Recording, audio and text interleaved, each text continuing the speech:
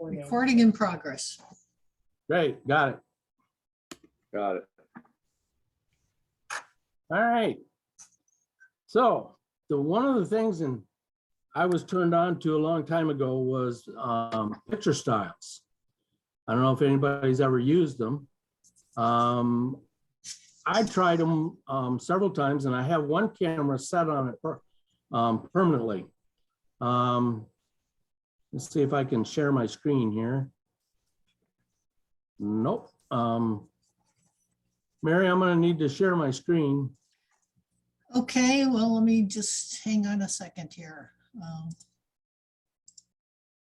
I'm trying to, for some reason.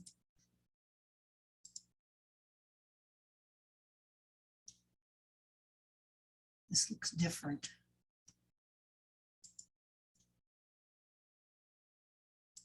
Okay, I just made you the co-host, so you should be able to do that.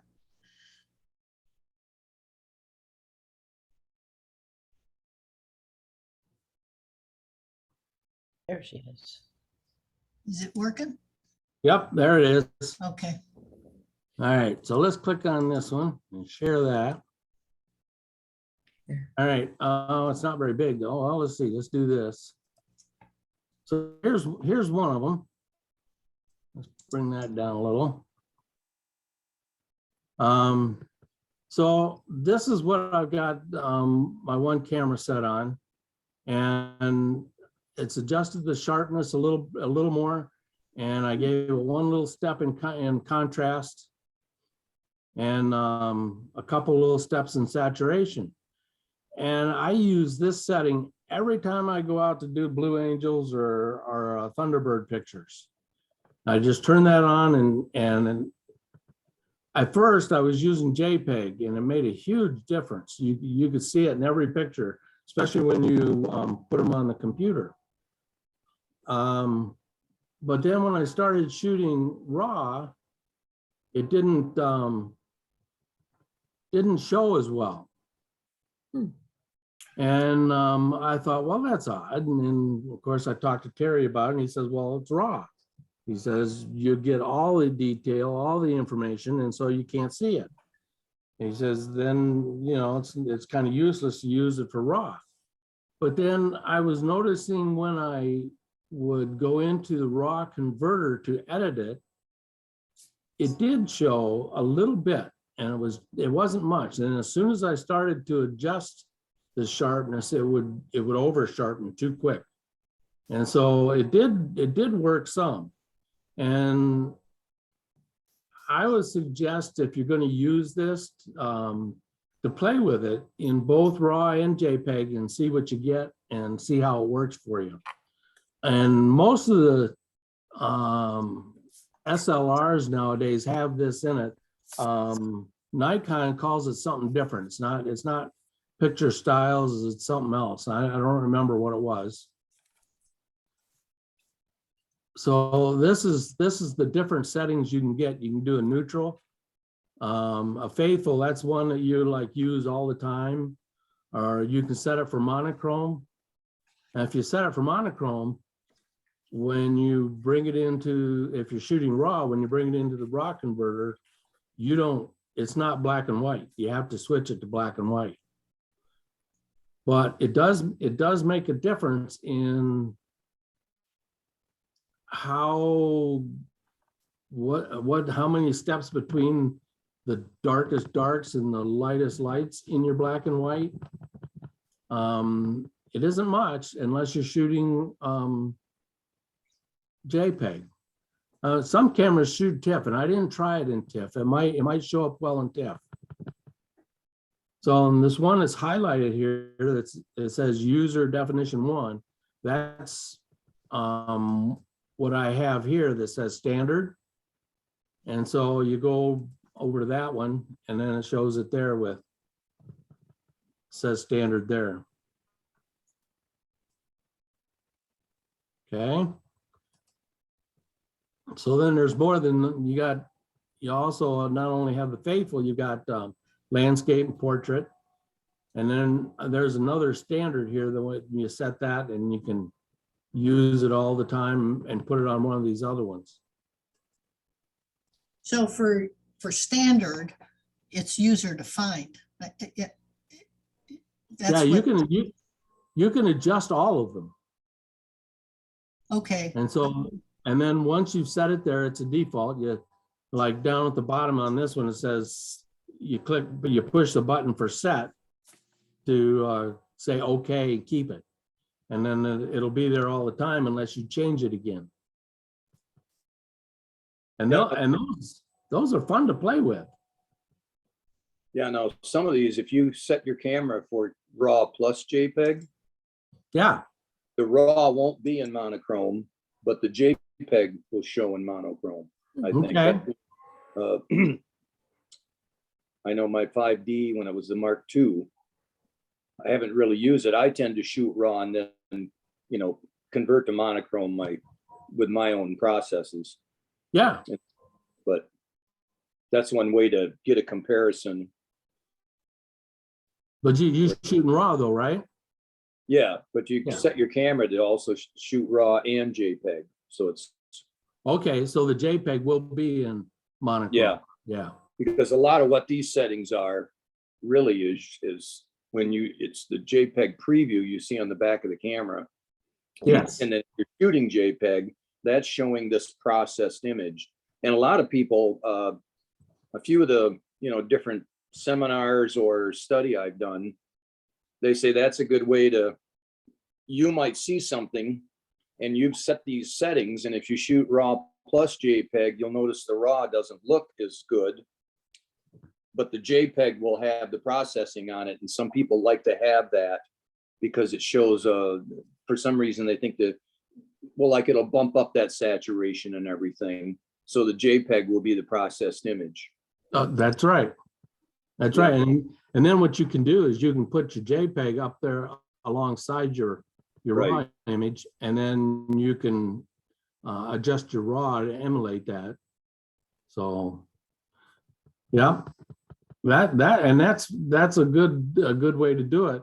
A lot of times I use the chip to download into my computer, and then I put it back in the camera. And if I don't like what I can get on the computer, I look at the back of the camera and try to adjust it to the way it looks similar on the back of the camera. Yeah. All right, let's go back to the group here. So picture styles is just another way to make adjustments in your camera before it gets into the computer. But RAW, it just doesn't show very well. I mean, there is some changes that does show, but it's very, very minimal. And I don't know if you shoot RAW, if it's really all that worth it. But it does make changes when you start messing with your saturation and sharpening and stuff in RAW. It just changes too fast. You have to be very slight with it versus something else like a TIFF. So, all righty, shall we go to filters? In Lightroom, if you shoot RAW and take it over there, there's a setting, it's called profile. That's Okay. basically the same thing. So if you shoot a RAW and you bring it in and all the sliders are on 0, if you change the profile, you get all those different effects, but all the sliders are still on 0. So Okay. you're adjusting from that point. Okay, so It's kind of the same thing. It's just what you see when you set it on that setting and shoot the JPEG, you get something completely different. yeah, What you get in RAW. Well, you get something very similar by using the profiles over in Lightroom on a RAW photo. So it takes you to that same point before you start doing anything. okay. I've not played with that before I started to change anything. That'd be interesting to play with. All right.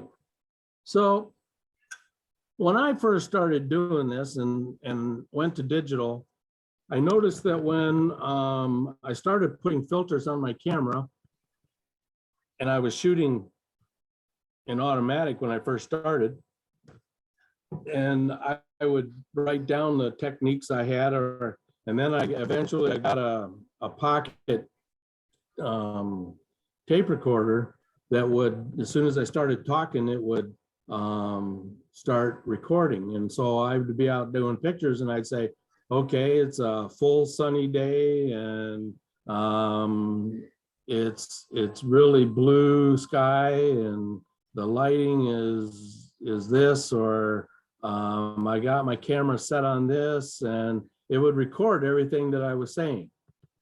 And then when I got my pictures back, or I started looking at them on the computer, I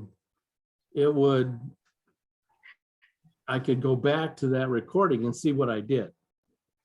And I found that every time I put a filter on, that the camera on auto would automatically fix it. It would take the filter out.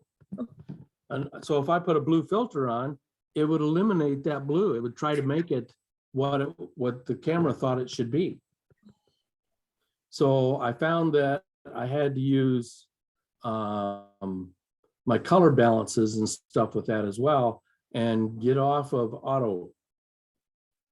Okay, so I don't use color filters so much anymore because of that. I used to have the blue, you know, so I could in warmer tones when it was I felt it was too warm, I wanted to cool it, I'd use a blue filter. Or if I was doing monochrome and I wanted the sky, I'd use a red filter, you know, and all these colored filters meant something more. Now, the filters that I use are neutral density filters, or maybe a star filter. I might use one color filter in fall that I use is called an enhancing filter, but I can't use anything on auto when I'm doing that. Otherwise, it'll just, there's no sense in having it. So the different kinds of filters that you can get are the round ones that you just screw them on the end of your lens. And this one is maybe if I get my shirt up here, you can see it's a partial neutral density filter, so that I can, if there's a lot of glare in water in a sunset, I can turn it over and darken down the flare, the glare in the water. Or if the water is fine, but I want the sky a little darker, then I can turn it up right side up and darken the sky a little more so it blends in with the water or whatever's in front of me. Is that one like a rotary Polaroid, Steve, that it rotates on the, you screw Yep. it in tight and then you can rotate it? Yep. Yep. It's just like that. Cool. And those I find very, very handy. And then there's the regular, just a neutral density filter. But you can see how dark it is. This is a number 8, so you can, it's pretty dark.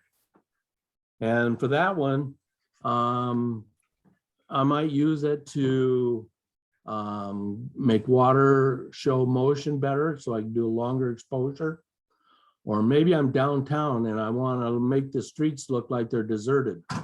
So I can put on a strong neutral density filter and get a really long exposure, and when you do that, the people that are walking, they'll walk into the image and out of the image, but you really won't see them in the image when you get the image back or when you put it in your computer.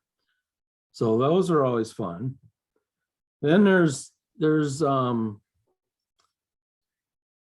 different ways you can put filters on. One of them is, it looks like Terry's getting one out, where you put it on the end of your lens. Okay. Oh, yeah. So then you can get some of them like Terry's there. You can use round filters or the square ones in them like that. And you just slide it in. like so.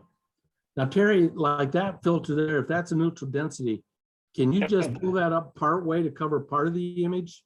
Well, that's a real dark one. Just a second. Okay. Uh, Oh, there you go. I don't know whether you can see that, but Yes, Yes. you can. that part is darker than this. Yeah. And the nice thing about that is move it.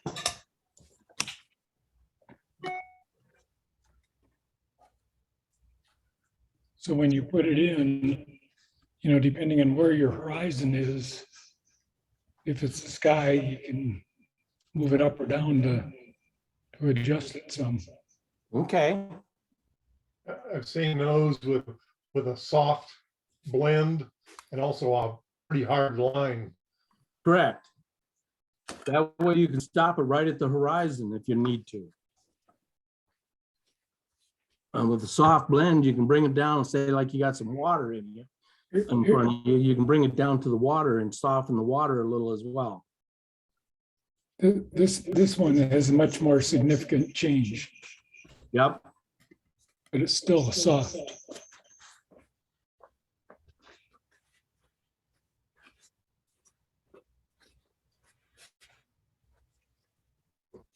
Yeah, those are those the Koken brand, Terry? No, this is a Lee. Okay, yeah, there's the Lee, the Koken, and there's even another company Yeah, and they're a little quite large. And they're also quite expensive. But these are really nice because like you say, you can slide those up and down, turn them, and you can also stack those filters. And if you get the large enough ones for your lenses, you can also keep from getting any vignette or encroachment on the edges. yeah.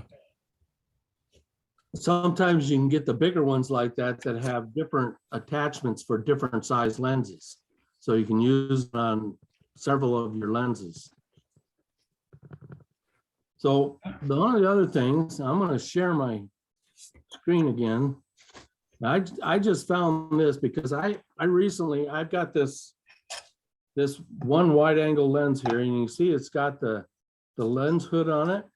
The lens hood is not removable. Oh. And it's got like a fisheye glass in it. And to put a filter on that, you have to put it in behind it. So I was doing some checking. Let's go to share screen, see if I can do this. Is it this one?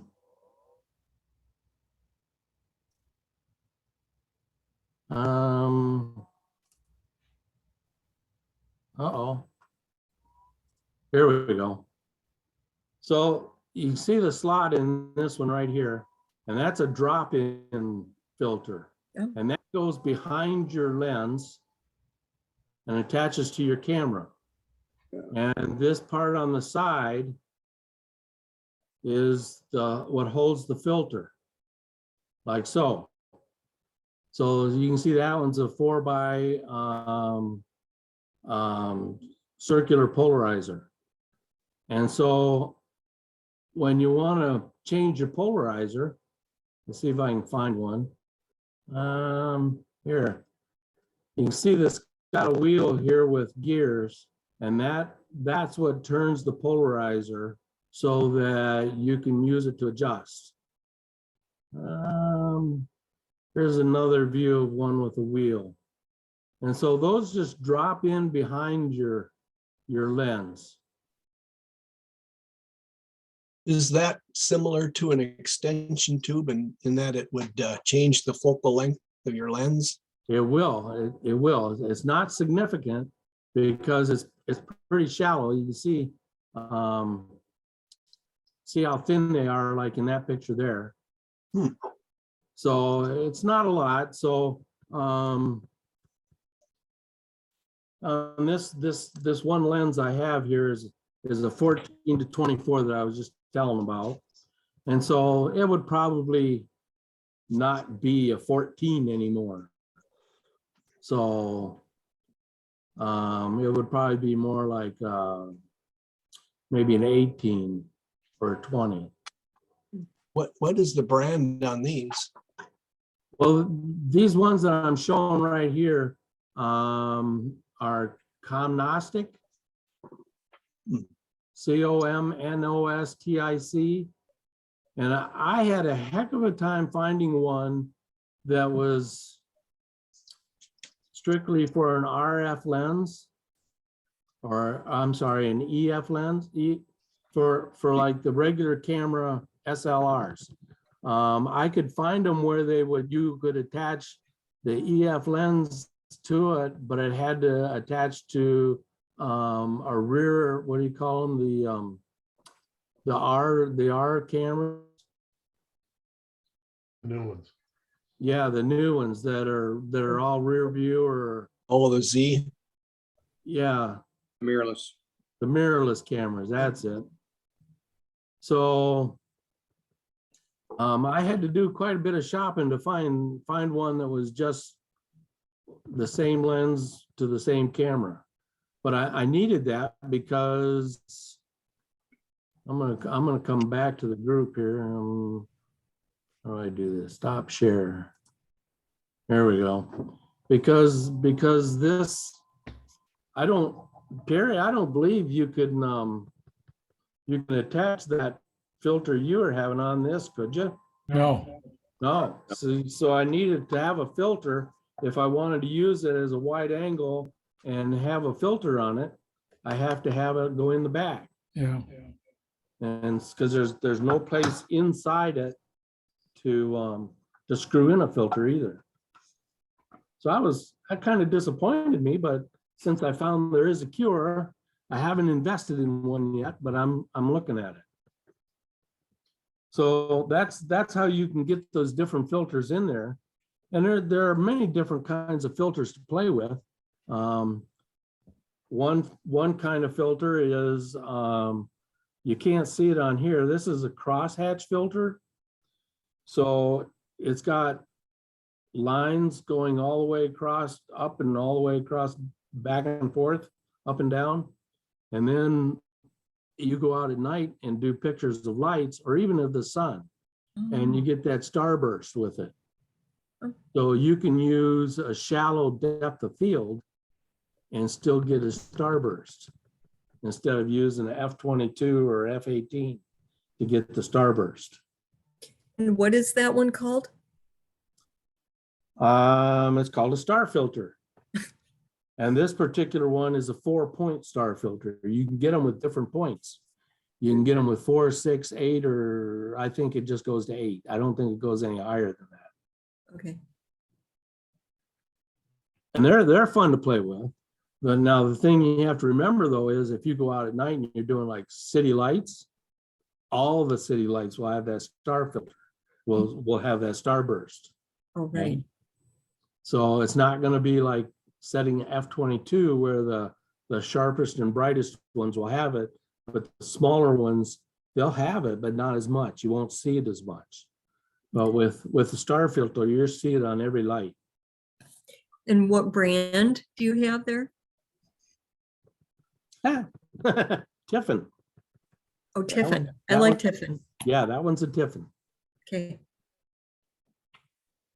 Yeah, I know a photographer that, guy out in Colorado, and he took one of those and he had worked at like a Lens Crafters or something.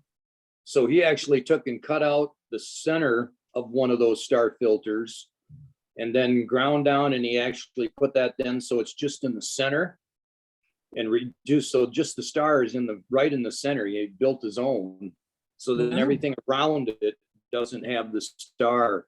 It's pretty neat. Yeah, He makes his own custom filters. I guess. he's got Yeah. a steadier hand than I do. I mean, you could probably do that with a router and a very light warming filter. Probably one similar to this. And you could take a Dremel with a cutting tool and put a couple of hatches in the middle and do the same thing. I don't know if my hand is that steady though. I'm getting too old to do that. See, now I'm Yeah, curious to see what the result would be if you photographed nighttime moving traffic lights with a star filter. Yeah, Well, that might be, Just an idea. that might be interesting. Well, here's not- another deal. You can my kind computer, of I think- make your own filter with a crosshatch wire, piece of wire, like fencing or something. And you can fold that so it just slips over the end of your lens, and that will cause star filter effect as well. No, it has to be a smaller wire, but you can make one like that. So you really don't need to have the glass. And there's times I considered trying that because the filter I just showed you has a tendency to soften the image just a little. Yes. So I was wondering if the wire, maybe it wouldn't soften it so much.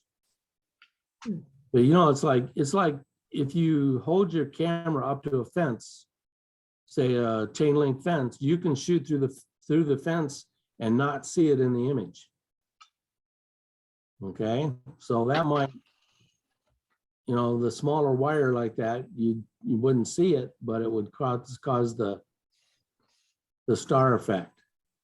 And basically, the lines on the filter, every line is going to diffuse the light a little bit. It's going to bend the light. So if you only got a single wire or a couple of wires, then it's only going to bend around the wire. So Yep. that makes sense. Yeah, To be sharper. do all the star filters have those lines? yes, Yeah, Okay, that's I don't have one, so I didn't know that. yes. Okay, that's good to know. Yeah, that's how it makes that. And the one I was showing you here, it has all those lines and they're just etched into the glass. Okay, So I'm gonna have to try the wire one. I haven't tried it yet. I've considered it. I keep thinking to myself that I just don't see how that can work. So, so I haven't tried it, but I'm gonna try it. I've read articles where you can do that and it works. Yeah, the big key there is how fine and the distance from the lens. So like those star filters, I know that the guy that made that center one, he actually stacks a couple of filters. He took the glass out and he's just got the rings and he moves it out so it's out a little further and you get a little, you get a different effect. Okay. So So yeah, then does he do something like use a step down ring or something so he can have the filters bigger than the lens when he moves them out like that so he doesn't get vignetting? yeah, he's got them set up so they're hooked onto, I think it was the Coke and P mount, sort of like those Lee sliders. But then he's taken some out of the like the round filters. But I know when he started, that's what he would use. He would use like let's say he has a 55 or 58 millimeter size on his lens, then he would stack those out and he would be out to a 72. So that way he wouldn't have the vignette. Or he would shoot wider and then crop if he did get some vignette that he didn't like or, an intrusion. Okay. Has anybody here seen any of my Christmas lights that I did where like all the lights look like little candy canes or all the lights look like Christmas trees? Yep. I don't Okay. know. You haven't seen those? I don't think so. Okay. Well, I should maybe go get some and show you what they look like, but basically it's kind of like those glasses you get at movies that you put on to look at 3D or something like that. They're a pair of glasses. My daughter-in-law gave me a pair. I believe it was Christmas trees. And when you put them on, they're cardboard with just a little plastic center in the eyepiece. But when you put them on, all the lights you look at is like a crosshatch filter. Oh. Okay. So I got to figuring on that one time and I said, what would happen if I put those in front of my lens? So I set up the camera and I held them one eye part in front of the lens. There you go. It was amazing. They're smaller than the lens, but you didn't see all the rest of it on the outside. And you got all the lights showed up like that. Yeah, just like that, Marilyn. So then I kind of went, oh my goodness, I need to get some more of those, some different shapes and stuff. So I don't, does that one on yours, Marilyn, tell you the website to go to?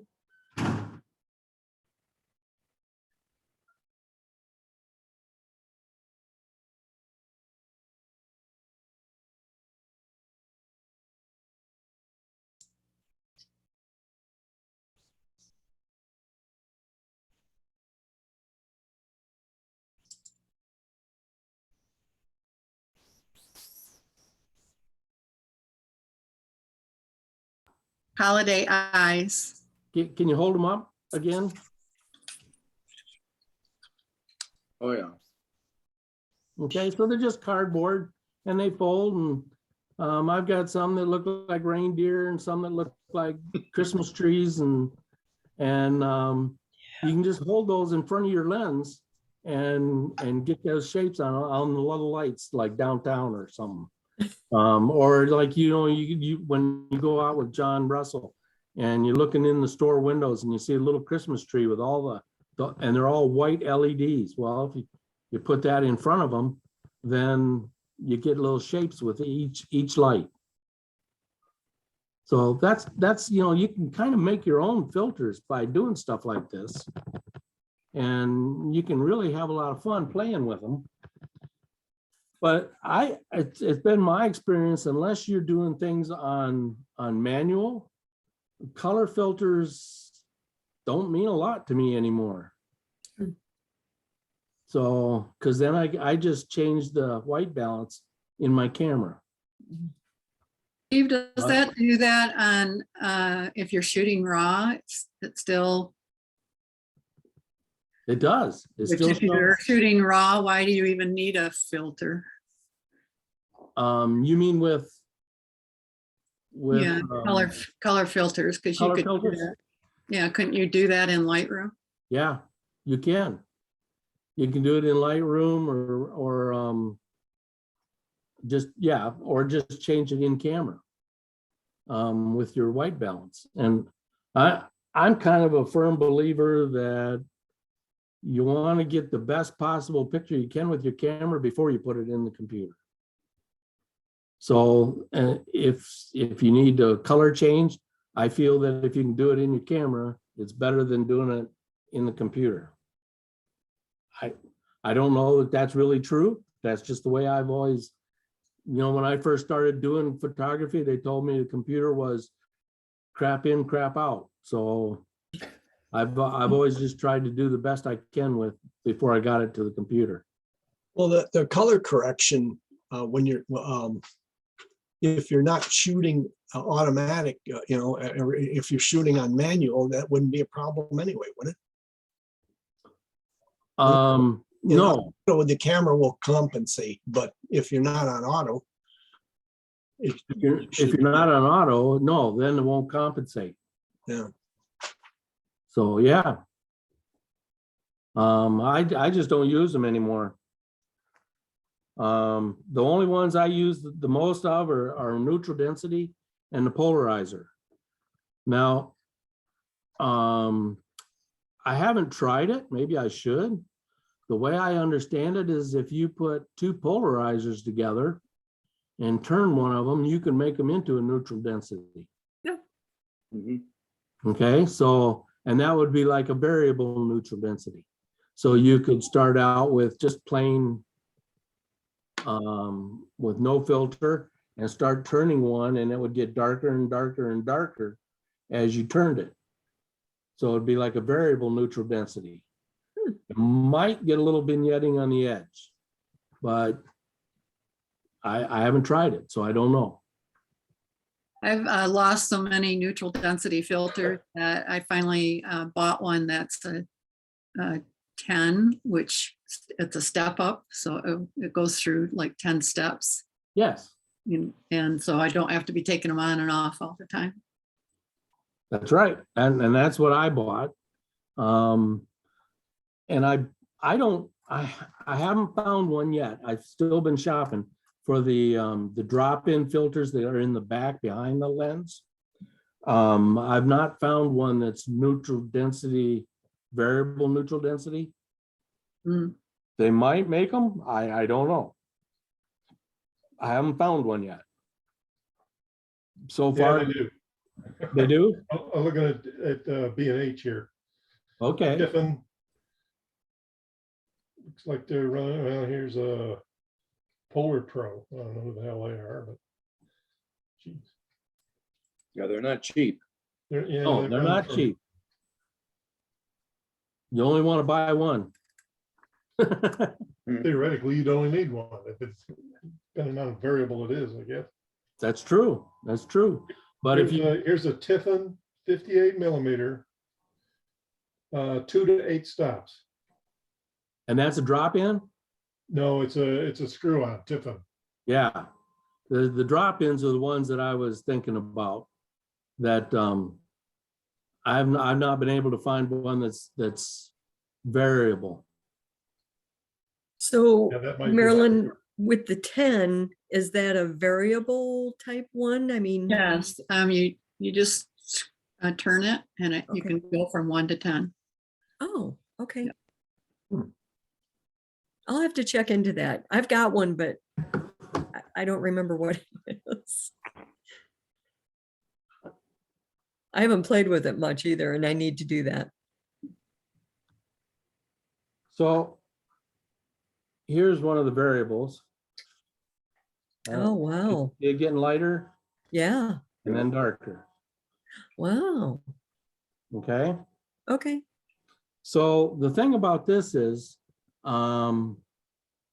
it's made to screw on to, this one is a 72 millimeter lens, Okay. is the diameter. Right. And while it's on, you can't, I can't use the lens cap Oh, Yeah, because it's actually bigger than oh, the lens. okay. That's okay? good to know.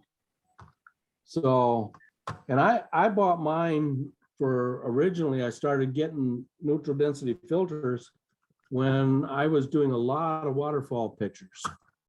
And I wanted to slow the exposure so that I could get the more motion in the water. And I was traveling a lot down in the Smokies and I wasn't quite getting all the images that I wanted. So that's when I started getting neutral density filters. Okay. I use them for in-camera motion pictures too. So if I'm panning like the lake shore or trees, Okay. it's got a longer exposure. And so that helps me keep it from blowing out. And that way you that can keep out? your- I'm sorry, what? I was gonna ask Marilyn, you have one of those. Does it have a scale on it where you adjust for, it'll tell you what factor you're using, how many stops? Yep, it says it right on the outside of the rim. Okay, thank you.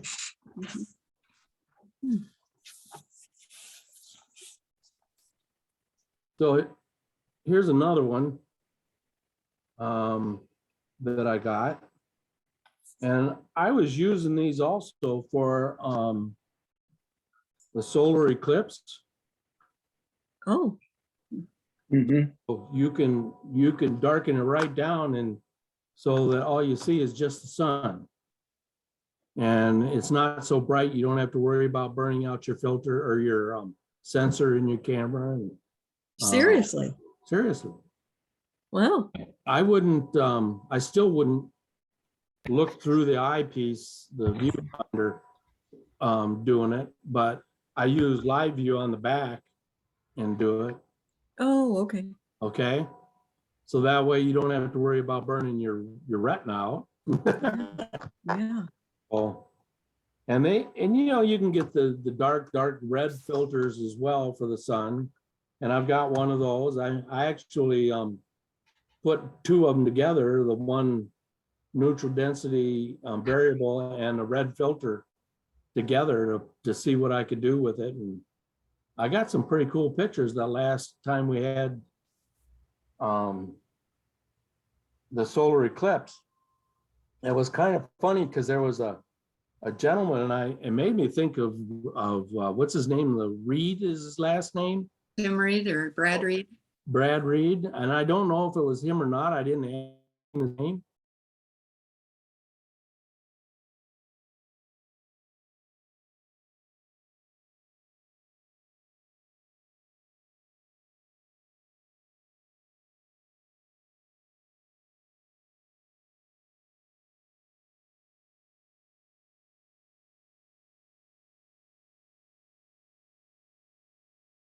When I showed him my pictures on the back, and he just kind of went, "Oh, wow, you did pretty good." And that was when I was playing with the two different filters together. So I don't know, it was pretty interesting because you could see sunspots as well as the solar eclipse. Wow.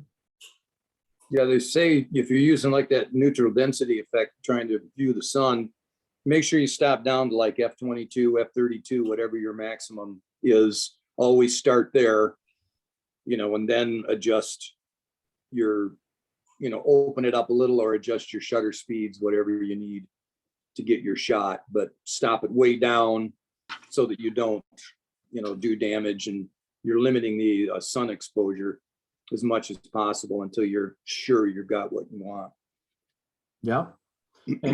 And even with that, you got to be careful because Yeah. your lens can burn a hole through your shutters. So, you know, it focuses. It's just like taking a magnifying glass and making a sharp point where you can start a piece of paper on fire. Yep. So the lens will do the same thing right on your shutter. So you got to be careful not to get it too sharp a focus right on the shutter. So it's interesting. So far I haven't burned anything out. I did pictures of Venus crossing the sun one time, and I've done a couple different solar eclipses. So, and that was kind of, The I'm last solar eclipse, I just bought this online. It's just a paper kind of thing, and it just Wow. goes right over your lens. well, there you Wow. go. What's it called? Oh, good question. How to, it's www.howtoeclipse.com. So then you don't have to adjust anything on your camera. You can just put that on. Yep. Mhm. Wow. That's why I like using the little special glasses or whatever to put on your eyes. So when you look up the sun, it doesn't burn your eyes out. Yeah. You know, on a side note, the other thing now, I haven't been shooting as much concert photography, but out there they're doing some of these laser shows. And they say now you want to be careful. Some of these lasers, depending on what they are, you want to be careful because they can damage your sensor. If they're doing some of these big laser shows, if you get at the right spot where there's enough intensity, it can damage your sensor. Wow. It doesn't always happen, but it depends how close and the power of that laser. So Just think if it could damage your sensor, it could damage your eyes. yes, and I actually shooting concerts. The last one I was at, I hardly shot anything, and I had to really fight to find a spot because I'd actually be shooting, and all of a sudden, bam, that laser would hit my eye through the viewfinder, and it literally would blind me, you know, and it was like, whoa, it's really distressing because you don't know, there's really hard to control, but I did find if I went to the sides and certain areas, I just, that's where I actually used live view a little bit. And I actually opened up to like 2.8 and then got a spot where, okay, this thing isn't really hitting right here. So then I could, then I'd start working the scene, but be wary of it, especially with these big high-powered laser shows outside, because those things can not only damage the sensor, but also damage your eye because you're intensifying it through the lens. Yeah. And that's how I learned to use live view, because I was out we were driving up towards Petoskey, and sure enough, there was the eclipse we saw as we were driving up there. And my wife was driving, I had her pull over in one of the parks. And I jumped out and grabbed my book real quick, which I always carry with me in my camera bag, to learn how to use live view real quick. And I set up the camera and started shooting on live view at the sun so that I didn't hurt my eye looking in the viewfinder. So it was pretty interesting. And I've been using live view ever since, because once I learned something like that, I'm like, I wonder how that'll work with this. And I wonder how that'll work with that. And so then you find out that you get some really cool stuff by using it, or just like Marilyn's cover for her lens. It's kind of a filter, but what else can you use it for? Nothing. Maybe you can find something else to use it for that you go, oh, look at that. I didn't know it would work for that. So, I mean, that's the same way with all these filters. I mean, you should try it on everything that you do. Try it at least once. Just see what you can get out of it. And if maybe you'll find something that you go, oh, that didn't work, but oh, maybe if I do this, it will. Because you saw the image, you know what to do now. So Another thing I would add for doing an eclipse that I bought last time, and I haven't used it since, so I don't know how intelligently I can talk about it, but it's an intervalometer. Oh. And you can set it to take, an image every 30 seconds or every 2 minutes or whatever. So just made it a whole lot easier to. yeah. So then you just set it and you just stand back and wait. Yep. You might have to move the camera as the sun moves a little bit, but You do, yeah. You have to keep it in view. the sun's going to stay at the same focus. It's not going to get close enough to change your focus. No. So If you're interested, I watch a YouTube channel called Smarter Every Day, and during the 2017 total eclipse, he and a bunch of guys went out and got the eclipse. But the thing that I thought was interesting was they figured out the right location to have the space station go across the sun, and you can see the space station transiting across the sun. It is phenomenal. I put it in the chat so you can see it. that had to be one of those guys with those great big lenses. Yep, they had about 6 of them. Oh my goodness. They had a couple of telescopes and all kinds of fun stuff, but it was the thing that I love about this guy is that he's a NASA engineer and goes into a lot of detail around how he's doing things, and you learn a lot from him. That's amazing. And it's just, unless you go out and try it, you don't know. Unless you've done it before, you don't know. So, I mean, same way with filters. You can stack filters like David was saying, and you might get a different effect. Maybe you can put a star filter on with a polarizer, and it'll make the little lights, you can take the glare maybe off of the street and still get the star effect on the lights. And you don't know what you can get until you play with them and see. And the thing about these star filters, I don't know how many people used them. Like this one, you can see it's got a little thing on the side, so you can turn it. So you can make the stars either vertical or at an angle, or, you know, whatever, you can just turn them wherever you want them. So that they're not just static all the time. Okay? So you can, you know, if it doesn't look interesting enough for you, turn it a little bit. Maybe it'll change things. Maybe the flare will come down on something that kind of gives you a leading line. Mhm. You don't know. So it's just kind of like those glasses that Marilyn has. I didn't know until I tried it, and it was like, oh my God, look what I can do. So I play with those a lot nowadays.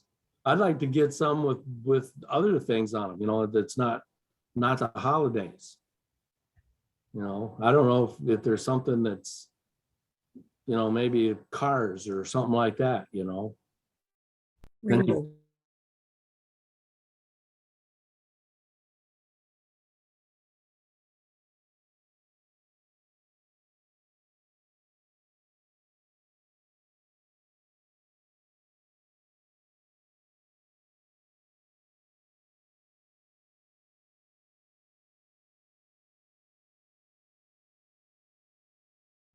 Said keep it. So I decided to play with it. Then I had to get some more. So Yeah. Maybe the dollar store? I don't know. The only ones I've ever seen were online. Oh, okay. I don't know if mine, give me just a second here. I'll go check. You guys could talk about some other filter stuff. Won't take me long. You know, I wanted to mention, I talked to several people, and they're under the misconception that the polarizer was only good for sunlight, when you have bright sun or when you want to darken skies. But you also want to remember they just reduce glare. So sometimes if you're shooting into a window, it doesn't have to necessarily be, you know, the sun that you're trying to affect. It affects glare in many different instances. A good example is I was shooting waterfalls out in New York State, and I had an overcast day and had all this, you know, water coming down a waterfall, and I shot it and there was all this glare, but with my natural eyes, I could see all these, you know, leaves on the rocks, and put on the polarizer, dial it in, and boom, glare's gone. All the leaves popped out and it totally changed the picture. So it's really, think of it more as a glare reduction. And then I had to do some work one time where I was shooting through glass. And that's where the polarizer saved me, because I completely removed almost all the glare. All I had to do was I actually used a tilt shift. I couldn't move myself, but I could use the tilt shift so I wasn't seen in the reflection, but I reduced all the other glare and it cleared everything up. So if you're in doubt, experiment. Go ahead, Steve. That's great.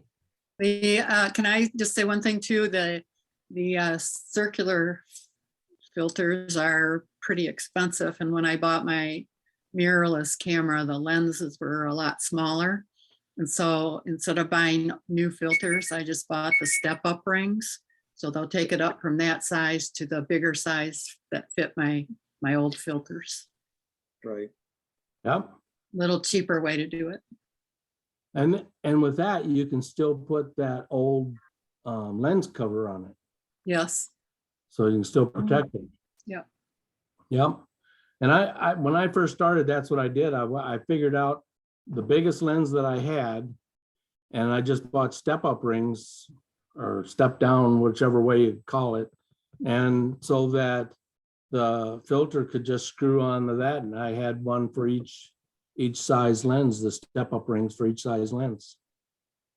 So anyway, I got these. There's some more of these. This one's a candy cane, a reindeer, a gingerbread cookie, a snowman, and a snowflake. The snowflake one is really cool. So You are such a stylish guy, Steve. I mean, wow. I had to get these just for taking pictures. I use them for filters on my camera. Yep. Steve, you said you got them online. What do you Yep. call those if you were gonna If you go- Google that? Here- Good question. You don't need to Google it. Here you go. It's www.holidayspecs, one word, .com.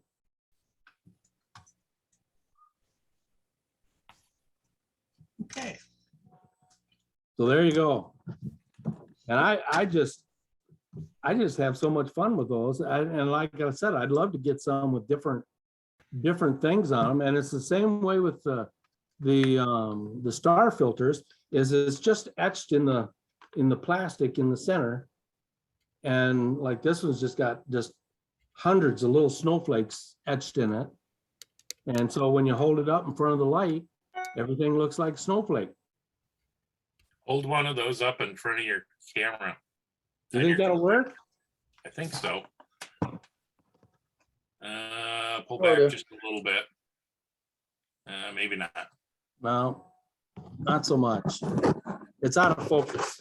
You need a Yeah. specular highlight for it to catch. Maybe. No, that won't work either. I was gonna say, I hold it up to the light, see if it's shadowed on me, but it don't. But yeah, so it's kind of cool. Yeah. So, I mean, you can take a regular filter. This is a warming filter. And you can take in, I would personally buy two to do it. So I had one that was clean, but you can take like a little Vaseline or something and smear on it. I wouldn't use very much. And then you can have a softening effect around the outside if you're doing, say, portraits. So just do it around the edges and you can have that softening effect with it still being sharp in the center. I mean, there's so many things you can do with your filters. But the thing is, if you're going to use something like Vaseline, it's going to be very difficult to keep that one clean after that. Yeah. Use So- KY jelly, so the water soluble, you can wash it off. So there you go. Yep. So, I mean, there's a lot of things that you can do and you don't know until you experiment. Steve, Yeah. the one thing that I've done too is use a sheer fabric and just hold it over the end of the lens. That's kind of interesting what you get. Yeah, and you can, I mean, I buy a lot of things if I can, if it's something I need, I'll go to a fabric store and buy stuff or things like that. It's like carrying around the shower filter that David was talking about earlier to diffuse light. I mean, they come folded in a little packet that's a huge shower lens, the shower curtain. And when you spread it out, and then you can just follow the pattern from the wrinkles and fold it back up and put it back in your camera bag and keep on using it. So a piece of fabric like Terry's talking about might be pretty cool. But you think if you maybe did cut a hole in it, you could do the same thing, Terry? Or sharp in the middle? So, yeah. So, The thing that I've had fun using something almost as sheer as like a pair of women's nylons, and it really gives you a very nice soft effect. Never even thought of that. yeah. So, and you could maybe hold that on there with a rubber band or something? Yeah. Yeah. Sure. That's why I hang out with you guys. Well, that's the whole point of this, is so we can discuss that stuff and everybody learn from everybody else's experience. Yes, So that's the whole point of this. I love it. yes, me too. So I that's love why- the sharing. That's why I wanted everybody to be able to discuss what we were doing. Yeah. So, yeah. And we're not in person, so somebody can't raise their hand and say, hey, so, yeah, it makes it rough, doesn't it, Marilyn? So, yeah. To get away from filters a little bit, one other thing I carry in my camera bag, and I started this when I was doing weddings, is a white garbage bag. Basically for weddings, so if the bride was going to sit outside someplace, I could put that under her, and in case a little bit of it showed, it wouldn't. But it also comes in handy for white backgrounds or Oh. reflecting light, or a lot of things. So. Like if you want to do a high key image with a white flower or something out in the woods and, Mhm. yeah. That's a great idea. Might be kind of wrinkled, so you'd have to have a shallow depth of field, but yeah. True.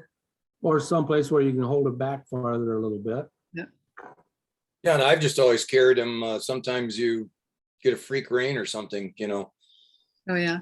and you just use them to cover up stuff or quickly cover your camera or some gear. Yeah. I'm known for that too. Yeah. Yeah.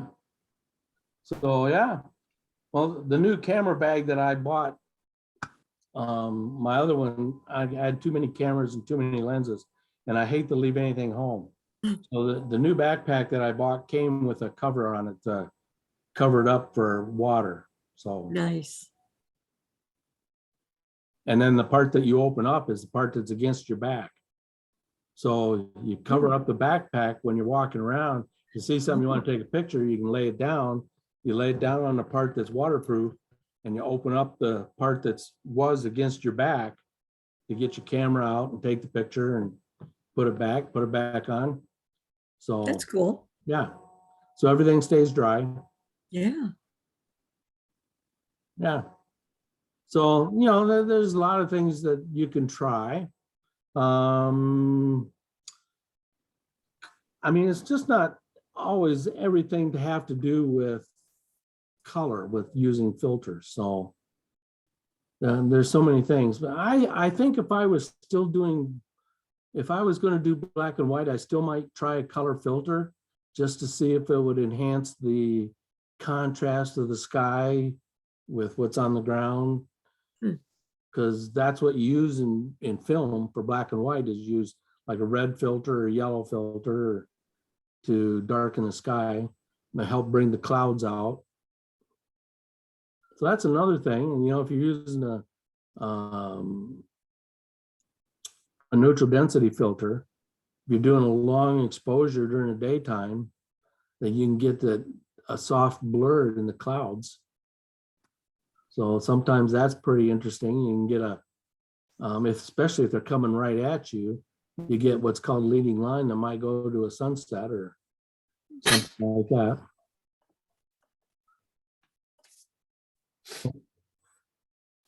We still got plenty of time. Anybody got anything else they want to discuss about these?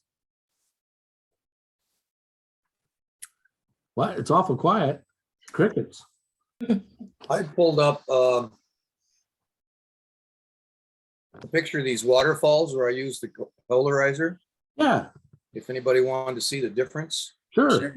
Sure. see if I can share a screen quick. I was just gonna ask Mary if she'd see if you could get it. No, she's got to enable me. You should be able to share the screen. I'm not real good at this, so give me a minute here. Okay. Oh, you're fantastic. Don't be saying that. Whoops. There we go. Okay, so let me, it still says disabled. Oh, It says disabled. Hang on a minute. Yep, host disabled screen sharing. Okay, it should say, I'm looking. There we go. Okay, there we go. Share. Okay, are you seeing it now? yep. Well, Okay, we're seeing where it says Zoom meetings. Yeah. says okay, stop share. Should be the right screen. Okay, More than meetings. should be desktop 2. Yeah, I don't know why it's saying that, you guys. Oh, here. It's got to be the program, not the screen. There you go. There. Now you Now, got. this is the image, first shot it and no polarizer. And I'm going, geez, this doesn't look all that hot. I see Norton Safe Seat Search. Yeah. We're still not seeing it. It's. Really? Yeah. Oh, I saw Gee. pictures at the bottom. Yeah, but may there have are to people. Stop share and I went to we that. started looking at the right screen. I went to the view options up at the very top and then shared screens and I could see David Fox. And then it showed your whole screen there, David. Oops. Let me get There back we to go. Zoom. Side by side mode. You were viewing. Steve, scroll your screen. I think we may still be seeing Steve's. No, we're Oh. seeing, you're viewing Traverse area cameras. So that's Mary's screen that we're seeing. I've got Norton's safe search. I've got Yeah. Norton Safe Search too. Yeah, Yeah, I Yeah, wonder, because that's not my screen. have we That's gotten That's Mary's screen that we're seeing. Oh, Yep. there? Okay, there. There we got it. Now So now let's try. share. There oh, we go. there we go. There we There go. we go. Thanks, Kevin. Yep. All right. So this is before the polarizer.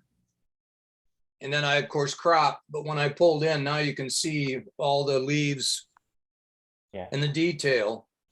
And if you look at the original sky, I mean, that's an overcast sky. But that's the difference in no polarizer with polarizer. Wow. So I now you love it. can see, all that detail and all those Mm. leaves. It just totally changes the Wow. whole scene. That's awesome. Yeah. So it isn't always, and it's, a polarizer is great. You want to naturally darken the sky. It'll punch up your colors when you get it set properly.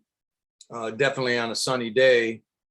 But, when it's also cloudy, you also remember it's also a glare reducer. So sometimes when you look at a scene, especially when you're shooting on water and different things, sometimes you can almost even, I wouldn't say you add to the glare, but when you want to shoot something in the water, I remember I was out with somebody one time and we were seeing some fish and stuff in the water, and he pulled his camera up and he shot a picture, and all I see is the water. I don't see the fish. And come to find out, he had polarized sunglasses. And I said, well, put the polarizer on your camera. And sure enough, dialed it in, and then we could see down into the water. So a lot of if you're a sailor or a fisherman, polarizers can save you because you can see down into the water and see obstructions and things. You want to make sure you don't hit something with your boat. So yeah, polarizers are powerful. And you can use them also to reduce your shutter speed. So sometimes they can be a quick alternative to a ND filter when you want to slow down your shutter speeds. And it's So- the same way with glass. If you're downtown at night Yep. taking pictures and you got glare on the glass of what you're taking a picture of, you can use your polarizer to take that glare off the glass. Yeah, I don't know if I can find something quick enough. I have to go back into my commercial work. But But I think the point is, don't wear polarized glasses. Polarize Well, on your camera. and We've always said don't wear polarized sunglasses and then put a polarizer on your camera and think you can look through. You have to take the polarized glasses off.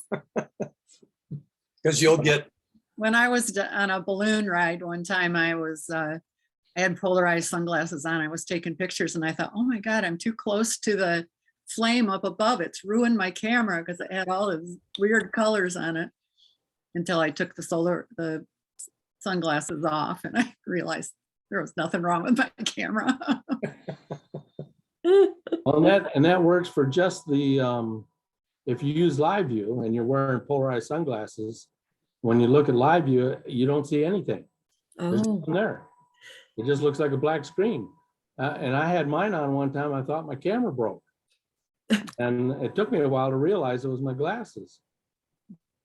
So yeah, you gotta be. I found the package to that solar lens filter thing that I bought. So I Oh, must have cut mine off, but it had long tabs on it, so you could put it around your lens and then attach it. oh,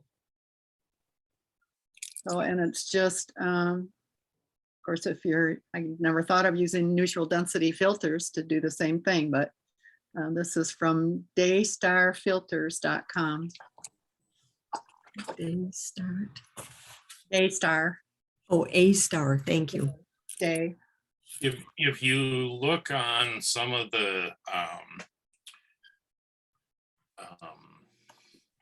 telescope sites, they also have a lot of films that you can get that essentially are what Marilyn was showing, because they also do a fair amount of stuff when you're doing using a telescope. Same concept. When you want to do different things with neutral density or solar or that type of stuff. In 2017, it just so happened when I was living in St. Louis, I took that full solar eclipse from my driveway because I had 2 minutes and 54 seconds of eclipse, which was really kind of cool. Wow. That's where I got my filter stuff for my cameras. And what's it called? Telescope? If you look for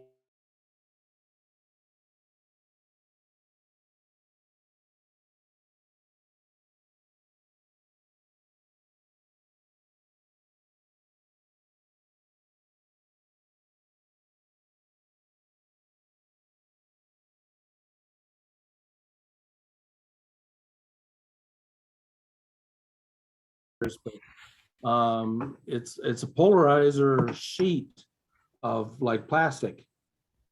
And I've used that to put over the top of a light box and set things on the light box to take pictures of. And by doing that, if you have something like that and you say it's plastic, you lay plastic on it, then you use a polarizer on your camera too, then you get this rainbow effect through the plastic. So, and yeah, that was kind of cool. And it wasn't terribly expensive for the plastic. So, and it was just a big sheet that's, I don't know, maybe 18 inches wide and is rolled up. So it was about 2 foot long. So, and I just laid it over the top of the light box. And I don't know if you've ever seen my picture of the forks that we used to have a gentleman in the club that always did pictures of forks. And so I wanted to do something that was forks that he hadn't done yet. So I laid a whole bunch of plastic, clear plastic forks on this plastic on top of a light box, and then put a polarizer on my camera on the lens and did the picture. And so you get this rainbow effect in the plastic. It's kind of cool. I don't think I've seen those. Oh, you haven't? I don't think so. I haven't posted them in a long time, so maybe I'll post it. Nobody else has probably seen it either, so. Yeah, that So- was fun. You know, You what? go ahead. What'd you say? I said that was a time ago. Yeah, that was a long time ago. I haven't seen him around for a long time either. I used to go into his shop because he did computer work. And I haven't seen him for a long time. Him and his brother, I think it was, did that. Do you remember his name? Was that, yeah, on a blank, sorry. No, I don't remember his name offhand. Okay. Loy, I say Loy. Roy or Loy or Loy. Loy, Rick Loy. Rick Loy. Rick Loy, that's Rick a Loy, okay. Yeah, name I haven't heard in a long time. yeah. I don't remember the name. You used to always put fork pictures in competition. Yep. And every time it was something different. And they were beautifully done. They were. Really? Yeah. Well, So one of the things, like this one polarizer that I've got, the neutral density, filter, not polarizer, neutral density filter. And it has, you can see it a little bit right there, a Yep. knob on it. Yep. So that you can adjust it. And it's got stops, so it'll stop. You can't go too far. oh, Okay. Where the other one I have for a different size, it will go all the way around like a polarizer. And so, but this one stops. And this one is made by ProMaster. and was bought here in town at the camera shop. Oh, cool. So, you can still shop locally too. You don't have to go online. So I try to spend money in town if I can. Yes. But I suggest you try experimenting with all kinds of different things. The sheer material like Terry's talking about. If you can get one sheer enough, you might be able to do the effect like Terry knows the name of it. I can't think of the name of it right now. Where you soften the whole image, but it still has a sharpness to it. Kind of like the leading ladies in the old black and white movies. The Orton effect. Orton effect, that's right. So if you get the right material, you might be able to do something like that. I've had a black and white fabric, and it's interesting the difference that you get between the white and the black. Would that maybe help you do what do they call high key and low key images? I don't think so, No? but I mean, it does soften the image. That's the big thing. Yeah. And a lot of the high key images that I see, especially of flowers, the flower is softened a bit. It kind of lends a sense of elegance to the image. So you can make filters, you can do what you want with them. And some of these, like Dave was talking about, come apart. There's I don't know how to explain it. There's a little ring on the inside of them that if you can get a hold of it, you can unscrew that and take the glass out and put different glass in if you want.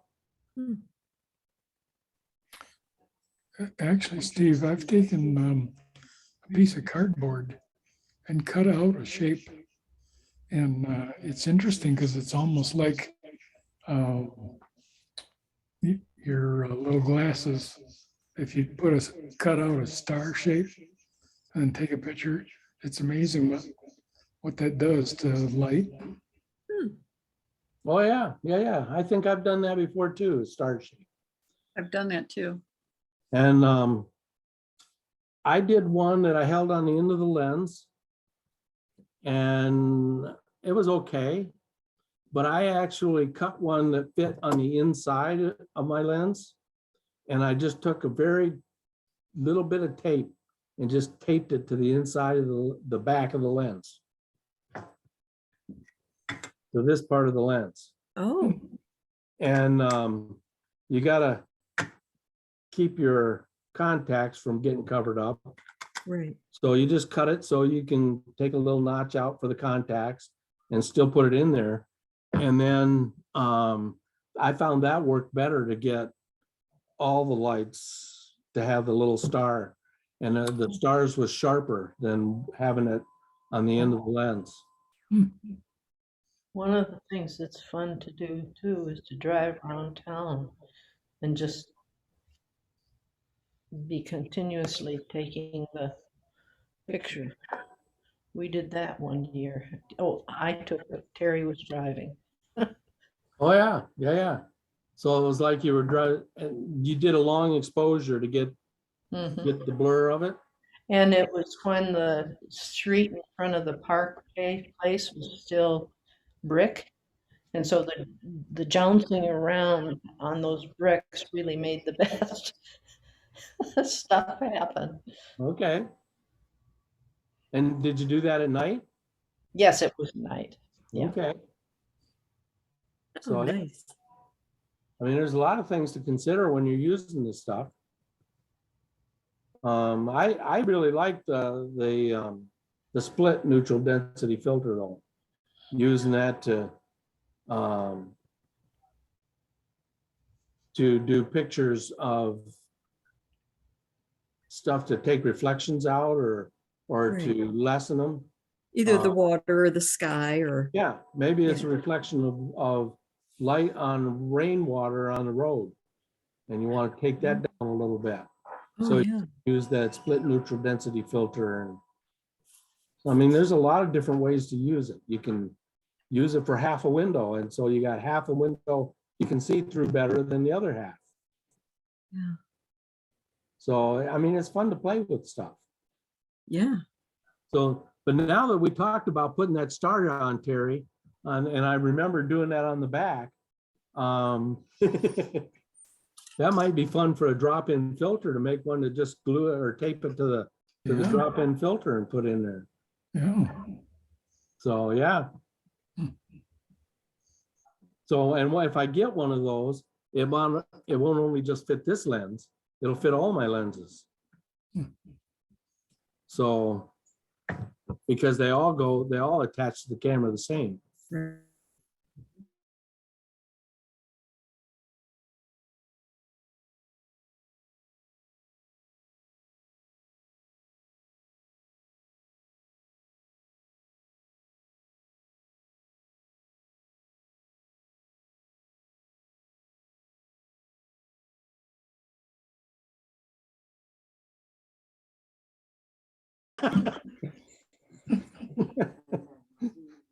Well, I mean, as far as neutral density, But yeah, one neutral density instead of having, like you say, one that's a 3 neutral density and one that's a 5 and one that's a 6 and, Yeah. you know, yeah. And the camera bag just gets bigger and bigger and bigger. Yeah.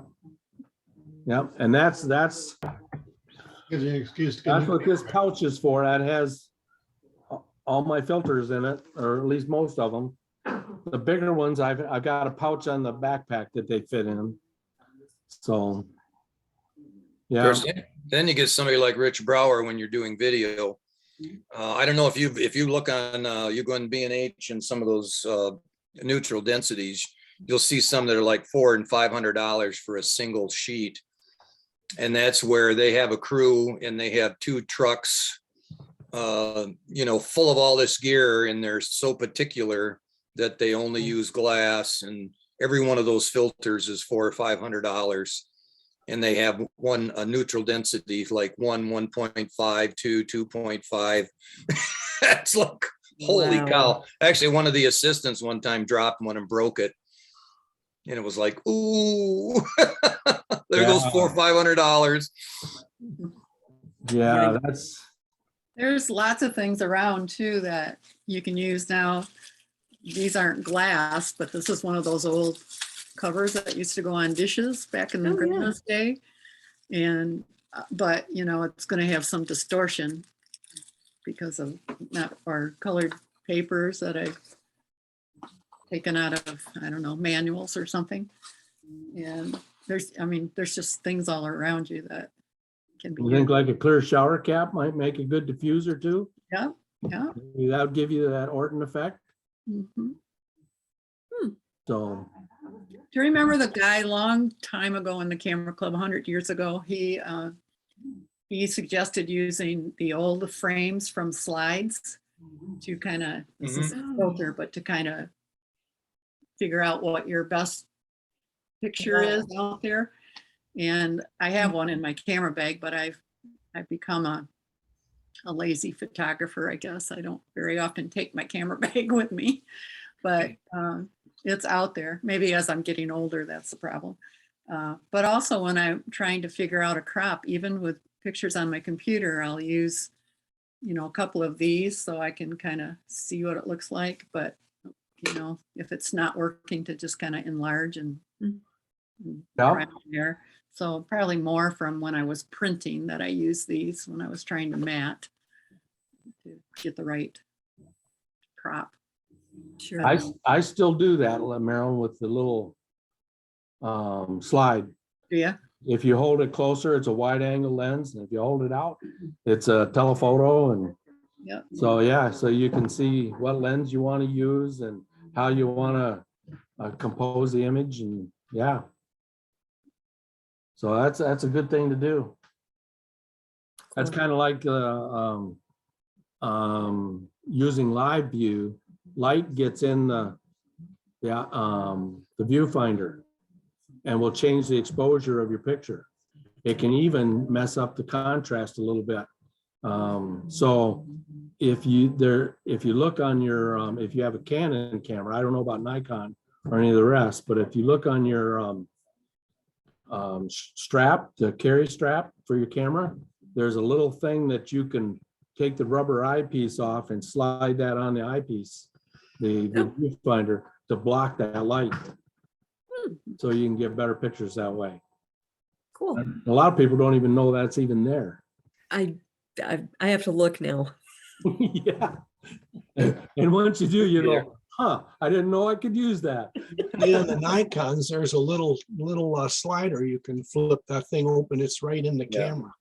Oh, Okay. So there you go. So that way you can darken that light. So you get a better quality image if you use live view a lot. See, and I use live view all the time. I actually made some out of cardboard and electrician's tape I could just slide on and slide off. So, and it was different sizes for 2 different cameras. So I had to have 2 different ones. So yeah, it's not that difficult to make or do, but it's kind of fun. Not sure you need to do that on a mirrorless anymore. Because No, you don't, because the mirrorless, the the viewfinder problem was light going through the viewfinder down to the sensor.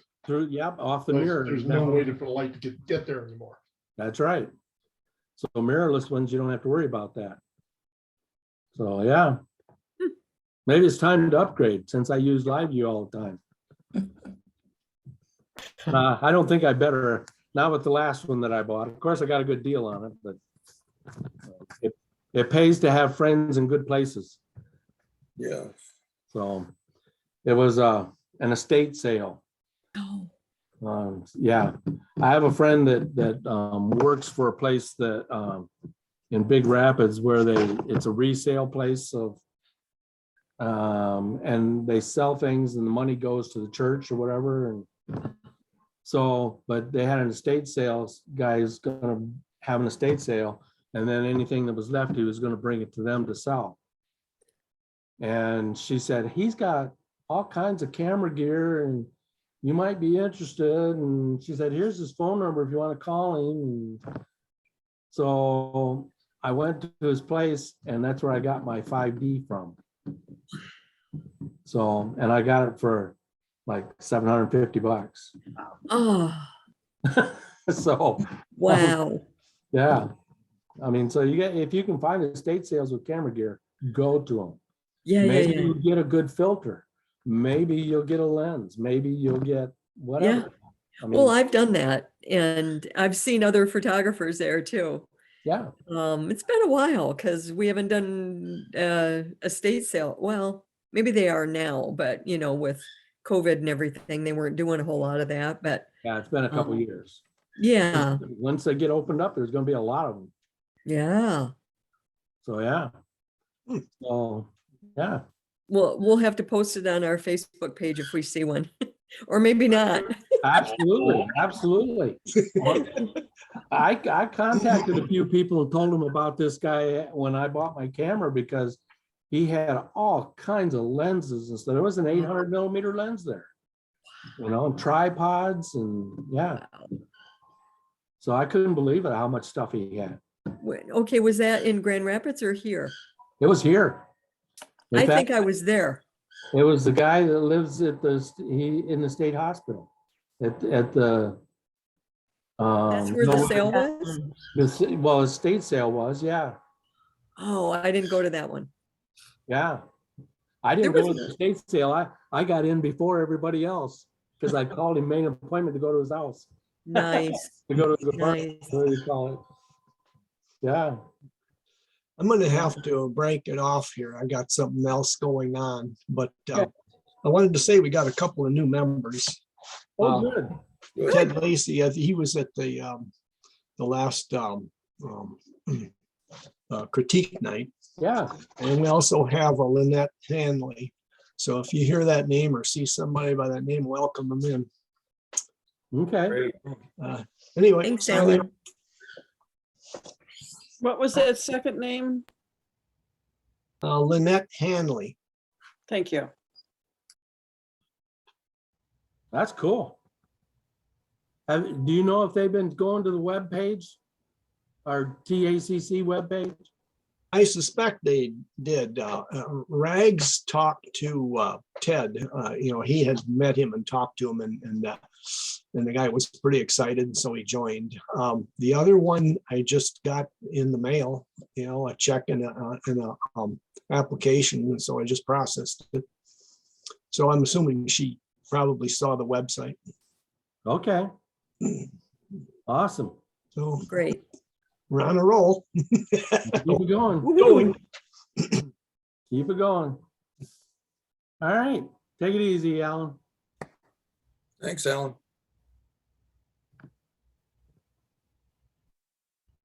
So does anybody else have anything more about filters or how about even picture styles? No? No, other than, if you're in Lightroom, maybe you're not shooting them in the camera, but you also don't overlook your presets when you're in your develop module, because there's a lot of quick presets there that came with Lightroom. And then if you've been out watching, some of the, oh geez, what's the one guy's name? Who was with Kelby Group. Steve, But a couple of them, oh geez. But a lot of people now are out there selling presets you can buy, and some people like them. I don't tend to use them because I've sort of developed my own look. But, there's some there that you might like, and they can be a start, a nice quick start. And what I did now, like my warm tone black and whites that I use, I like to emulate some of what was the warm tone Ilford paper when I was doing darkroom work, or I was using polytoner to get that brown tone, that warm tone look. And so I've developed my own preset now. And so I can just, once I've developed the image, convert it to black and white. And then the last step is bang. I just hit that preset. And that way I have consistency through, real close consistency through my work. So it's a lot of There are fun. lots of free presets online too. Yeah, and there's free. Search for Lightroom presets. Yeah, you can get overloaded.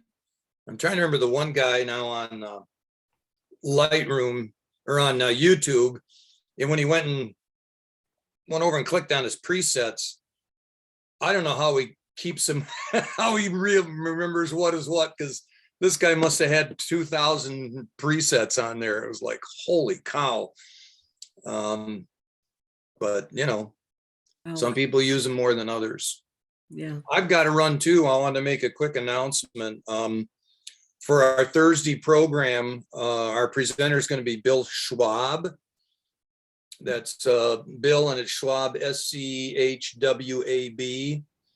And it's going to be mirroring 2 centuries of photography, the 19th and 21st.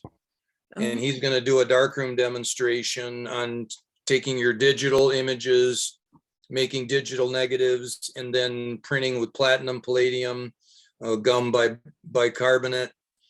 And so you're marrying the new style, our new photography techniques with the older antique and alternative methods. You can use it for cyanotypes and all kinds of things. If you want to see his work, he has billschwab.com. And he has a history of mine with music photography. He used to shoot a lot of music photography for Cream Magazine in Detroit. And then he was a commercial photographer for a lot of years. But he really does a lot of fine artwork. He's done work out at the Ansel Adams, done workshops at the Ansel Adams group out there in Yellowstone. Carrot Kukolis, who's a buddy of his, they also do trips to Iceland, photo tours to Iceland and Faroe Islands. Wow. And then he has Northlight Press, which is his printing system, and he actually helped other photographers produce books, print series and that kind of thing. So it's going to be fairly interesting. And then we have Needles. Oh, I can't, gosh, let's see if Carol has her. This is going to be interesting, but he does a lot of macro, but I think the presentation he'll be doing here eventually, it might be the next year's series, but impressionism type work. And very interesting, very colorful, and you know, some beautiful, artful photography. Needles, what is his first name? I watched his, I don't know if my Firefox would give me my history.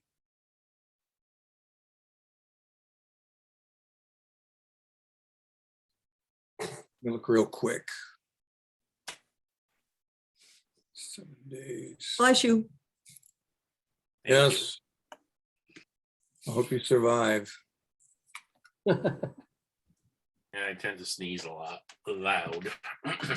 Actually, I think I was on my other computer. Here it is.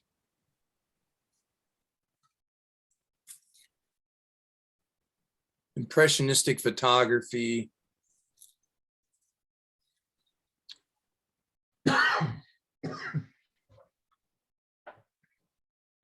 Okay, get out of the way.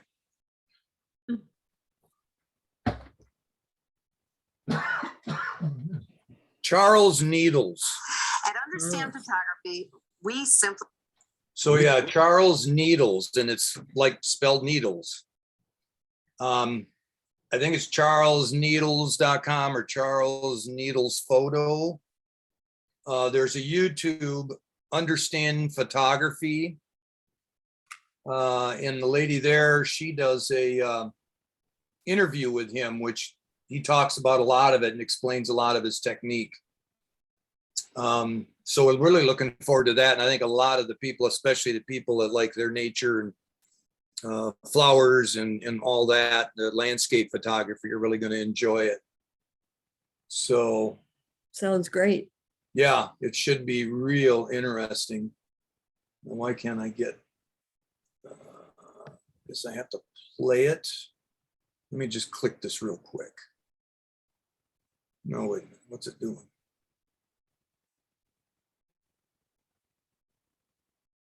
Simplify the technical.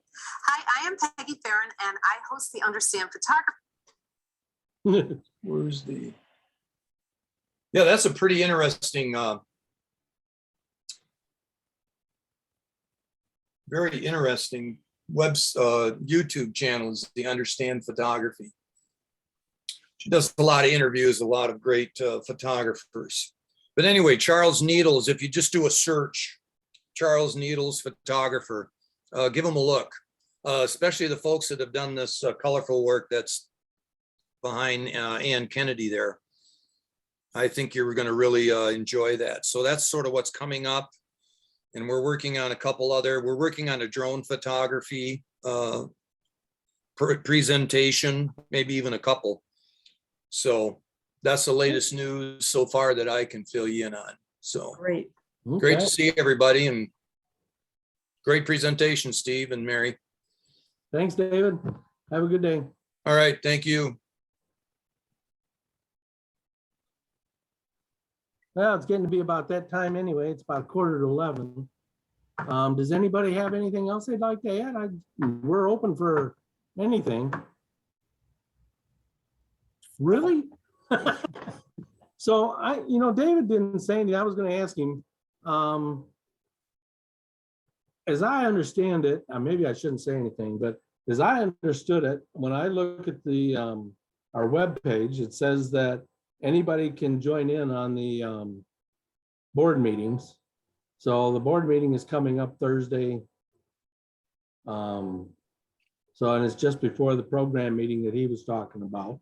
So I don't think you guys get the address for the Zoom for that. So if you want to attend the board meeting to observe what's going I'll be glad to forward you what I have to join the meeting, so. Whatever floats your boat, let me know. Steve, isn't it all the same address? It's the I same, don't think so. Yeah, it is. It continues right address on as- over. same address as You the can program stay meeting. right on the board meeting and go into Oh. the, Oh, yeah. Yeah, so if you got the email for the program meeting, you can click on that at, what is it, 6 o'clock, that the 5:30. 5:30, the board meeting starts. And so Yeah. you can watch what's going on with the board meeting. Cool. So, and I think I always went to the board meetings even if I wasn't on the board. Because I was always interested in what was happening and Yeah. why, what we were doing. Yeah. So, even if I found out lately, I wasn't allowed to say anything, so. That's why I'm on the board, because I like to speak up once in a while. So, okay. And sometimes we need that. not so much for me, maybe. Everyone. Yeah, It's all good. so has anybody else got any things on filters? Do you use color filters for anything else? Other than just adjusting the color of the light, or just, like some people like to do monochrome images, but maybe they like it all red monochrome or all blue monochrome. Marilyn did some trees like that underneath the trees, the one picture, but she did that in computer. Did you not, Marilyn? I did. So you think a blue filter would help with that? I don't know. I Maybe might have to because try it. Because it was pretty much a black silhouette. Okay. Well, I got a place that I like that looks good for that. I might have to go in there and try it. Except now they put up private property signs. Probably somebody drove by and saw me in there taking pictures the last time. That's I okay. tried, What are they gonna do? Have me arrested? I see the police all the time while I'm out. I tried the red filter when I got my very first digital camera. This is back in 2002 or 3, something probably. We were living in Kalamazoo and went to Traverse City on a vacation weekend or something. I had film cameras for a long time, so I had some red filters and stuff like that, and I tried it, and I used it that one time and found I could pretty much do the same thing with the software. So I never did. I still got Okay. the crazy pictures. Every now and then I'll go mess with it, but And then we've all got the filters just sitting around. yeah. So I had the filters, and yeah, they're gone now, I think. Hey, John, Yeah, I got stuff stashed everywhere, but John, in 72, I was living in Kalamazoo and visiting Traverse City on vacations. there you go. I wonder, we got these old filters sitting around. That would be one of the good ones to take apart and maybe use, get a hold of some glass or some plexiglass to cut and put in there and make your own filters of different, like stars and stuff like that. Star filter, or it'd be interesting to experiment. Yeah. So. And pretty much most of us have them laying around. Mary, do you Okay, have any thank you, questions? Steve. What's that? Thank you. I'm gonna go. Okay. All right. Mary, you have any questions? I'm good. I think we're Okay. I always hope that I bring up something that makes people question more, because it always helps with the discussion. We had a lot of information today. I was making Yeah. some notes. I was kind of thinking of whether I wanted to entice people with a little bit of a summary to send out. So Okay. I'll look at this and see if I can just kind of come up with a few bullets.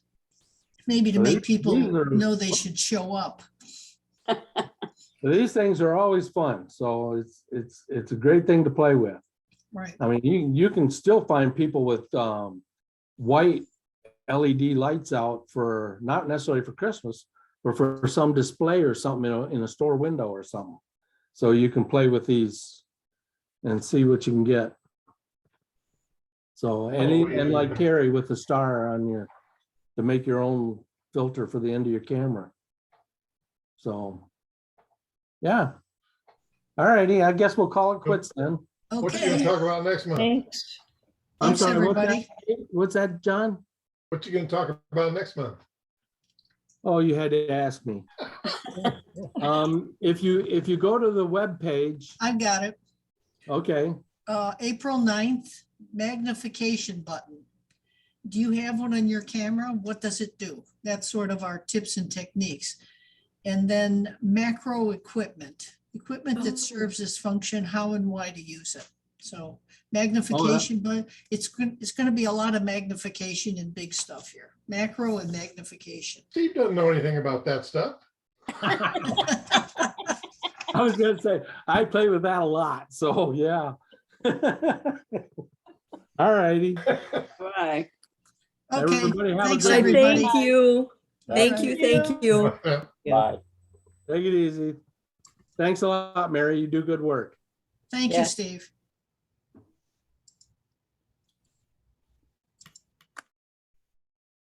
Hmm.